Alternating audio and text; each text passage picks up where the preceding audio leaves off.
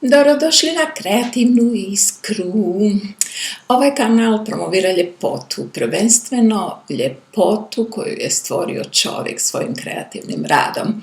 Naglasak je na poeziju, muziku, ali nikakva druga vrsta umjetnosti nije isključena. I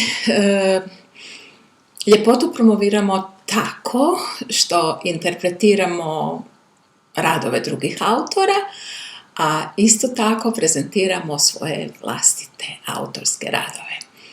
Sa posebnim zadovoljstvom predstavljamo mlade talente, tako ako se smatrate mladim talentom i ako smatrate da se uklapate u ovu našu koncepciju, javite nam se, bit ćemo presretni. I ostanite na našem kanalu, vjerujemo da ćete i vi doživjeti svoj trenutak ljepote, ako ne i umreti noćas od ljepote, kao što bi rekao ti.